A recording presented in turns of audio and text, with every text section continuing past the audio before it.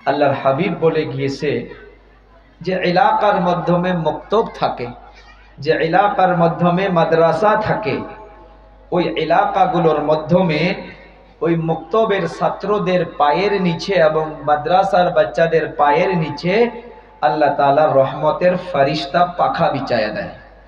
সুবহানাল্লাহ। এর মকসদ কি?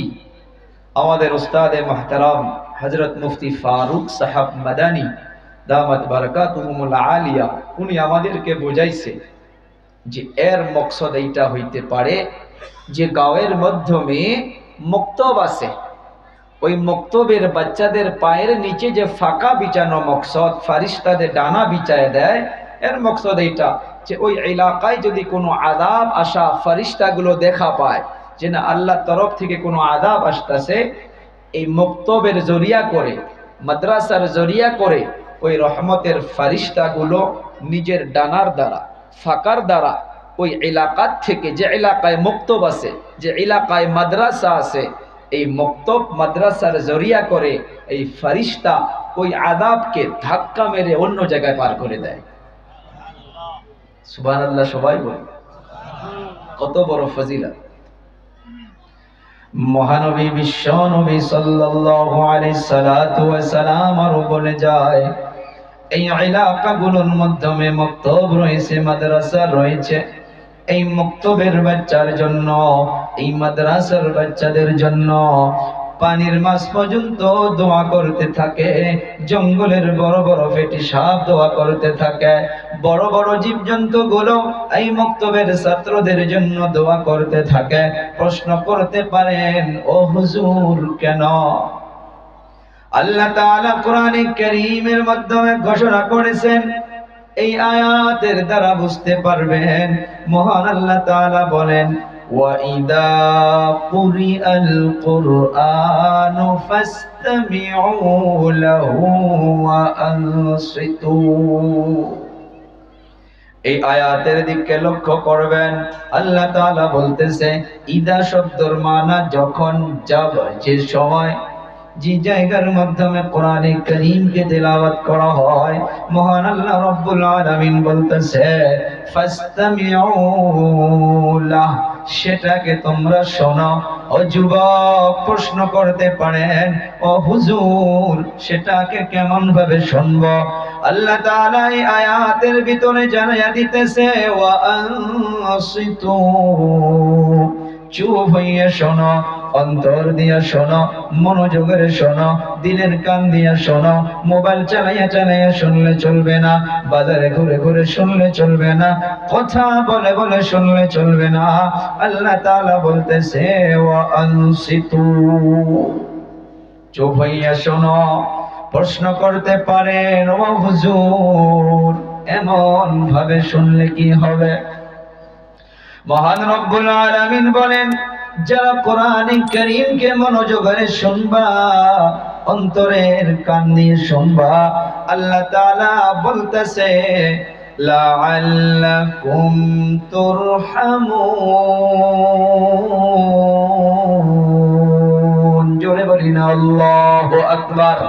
আল্লাহ তাআলা বলতেছে, রে বান্দা যারা কোরআন শুনবা, মনোযোগের শুনবা, কোরআনের পিছনে সময় দিবা, আমি আল্লাহ তাআলা ওয়াদা করতেছি ওই বান্দা বান্দির উপরে আমি রহমতকে অবতীর্ণ করব। পানির মাছ এইটা ভালো করে জানে যে যতদিন পর্যন্ত দুনিয়ার জমিনে কোরআন তিলাওয়াত চলবে, কোরআনের আওয়াজ চলতে থাকবে, কোরআন গুনগুন গুনগুন করে তিলাওয়াত হইতে থাকবে, মক্তবে বাচ্চাগুলো বসে বসে পড়বে, বাড়িতে দাদাগুলো বসে বসে পড়বে, আল্লাহ তাআলার রহমত অবতীর্ণ হইতে থাকবে। সেই জন্য পানির মাছগুলো ভালো করে জানে মক্তবের বাচ্চাগুলো, মাদ্রাসার বাচ্চাগুলো, তাদের কাজেই হইতেছে দিনরাত কোরআন পড়া। মা হইয়া এই জন্য দোয়া করে যে আমি এদের জন্য দোয়া করি, এদের জুরিয়া করে আল্লাহ রহমতে অবতীর্ণ করে। আর মা সেইটা ভালো করে জানে আল্লাহ তাআলার রহমতের ভিতরে বৃষ্টির পানিও আছে। মা সেইটা জানে যতদিন পর্যন্ত আল্লাহ তাআলার রহমতের জরিয়া করে পানি হবে না, আর আমি মাছ হইয়া বাঁচতে পারবো না। কারণ আমার মাছ, আমি মাছ জীবিত থাকতে পারি একটাই কারণে, যতদিন পর্যন্ত আমি মাছ পানি পাবো। ও বাবারা, বন্ধুরা, এত ফজিলত এই মক্তব শুধু আপনাদের এলাকার মাধ্যমে নয়, এই মক্তবের নামটা যে রেখেছেন ওলামায়ে কেরামদেরকে নিয়ে বলতে পারি, মুরব্বিদেরকে নিয়ে বলতে পারি, রে বাবারা, বন্ধুরা, মদিনাতুল মুনাওয়ারায় চলে যান, মসজিদে নববী, দয়ার নবীর রওজায়ে মুবারকের সাইটে রিয়াদুল জান্নার একটা কোণা দিয়া যাওয়া বছর আল্লাহ তাআলা নিয়েছিল দেখেছি। আজ অবধি এক ফুটা উঁচু করে এখনো বানানো আছে, নিশানি করা আছে। অল পৃথিবীর ভিতরে মক্তব বলতে পারেন, মাদ্রাসা বলতে পারেন, সেটা কায়েম করেছে যার জন্য আল্লাহ কুল কায়নাতকে সাজাইছেন। যে নবীর উম্মত আমরা গৌরব করতে পারি, যে নবী জান্নাতে না গেলে কেউ জান্নাতে যাইতে পারবে না, যে নবী জান্নাতে প্রবেশ না করলে কোন নবী উম্মত কেউ জান্নাতে যাইতে পারবে না। আর সে নবী সর্বপ্রথম ওই মাদ্রাসা মক্তব কায়েম করেছেন মদিনাতুল মুনাওয়ারায়, যার নাম হইতেছে আসহাবে সুফফা। আজ অব্দি নিশানি করা আছে দয়ার নবী সর্বপ্রথম ওই মাদ্রাসার ওই মক্তবের শিক্ষক ছিলেন, আর ওই মক্তবের ছাত্র ছিলেন আবু বকর, ওমর, ওসমান, আলী।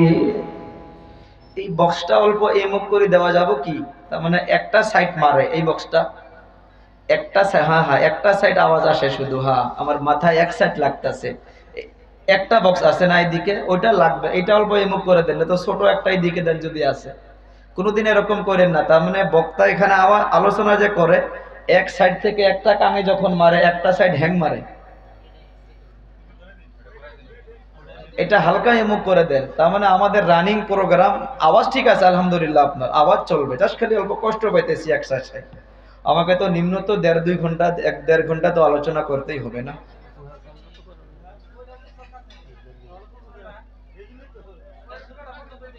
না না ভাইজান, এক আওয়াজ এইদিকেও লাগবে, যে ওটা তো অমুক করা আছে, অসুবিধা নাই না, আওয়াজ তো যাব। জি জি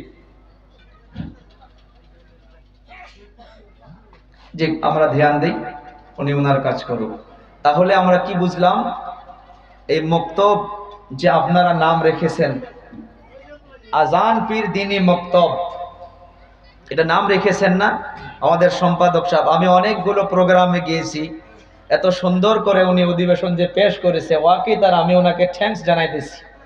এত সুন্দর করে উনি সুন্দর সুন্দর বাক্য লিখেছে, কিছুগুলো কথা আপনারা এখন ধ্যান দিচ্ছেন না? নাই, সুন্দর সুন্দর শব্দ ইউজ করছে, আলহামদুলিল্লাহ। আর সবাইকে দোয়া দিয়ে গিয়েছে। কিন্তু আল্লাহ তাআলা এই যুবকদেরকে কবুল করুক বলি আমিন। আমি এই মুরব্বিদের কাছ থেকে দোয়া চাইবো, আপনারাও এই যুবকদের জন্য দোয়া করুন, ইনাদের সহায় সহযোগিতা আরো করুন। তো আপনার সন্তান, মাশাআল্লাহ, আলহামদুলিল্লাহ। এই যে আজান পীর দ্বীনি মক্তব মদিনাতুল মুনাওয়ারায়, ভাই আমরা অল্প সময় মুযাকারা করব। এই যে মদিনাতুল মুনাওয়ারায় যে সর্বপ্রথম যে মাদ্রাসা আসহাবে সুফফা, যেটার নাম সুফফা, এই আপনাদের এই মক্তবের নামটাও যদি তালাশ করতে যান, লাহে লাহে লাহে লাহে লাহে লাহে ওই মদিনাতুল মুনাওয়ারায় আসহাবে সুফফার লিস্টে ওই মক্তবের নাম পাবেন। জোরে বলি সুবহানাল্লাহ, আরো জোরে বলি সুবহানাল্লাহ। দয়ার নবী বিশ্ব নবী সাল্লাল্লাহু আলাইহি সাল্লাতু ওয়া সালাম বলে যায়, ও আমার উম্মতের দল, ভালো করে খেয়াল করো, আমি নবী হইয়া বলে গেলাম, এই দুনিয়ার জমিনে আমি চলে যাওয়ার পরে তোমাদের নিকটে একটা দল আসবে। সাহাবা কেরাম প্রশ্ন করলো, মান ইয়া রাসূলুল্লাহ, তারা কারা? আমাদের নিকটে যে একদল চলে আসবে তারা কারা? আমার আপনার নবী বলে গেল, ও আমার সাহাবীরা রে, তারা হইতেছে ওরা যারা কোরআন ও হাদিস শিখার জন্য আসবে। ও আমার উম্মত, আমি নবী হইয়া বলে গেলাম তাদের সঙ্গে যেন ভালো আচরণ করা হয়। এইটা আমার আপনার উপরে নবী আমানত হিসাবে রেখে গিয়েছেন। যত মক্তবের বাচ্চা রয়েছে, যত মাদ্রাসার বাচ্চা রয়েছে, আমার আপনার নবী বলে গিয়েছে এদের সঙ্গে ভালো আচরণ করো। ও বাবারা, বন্ধুরা, মক্তবের মাধ্যমে আপনার সন্তান চলে যাবে, আপনার সন্তান চলে যাবে।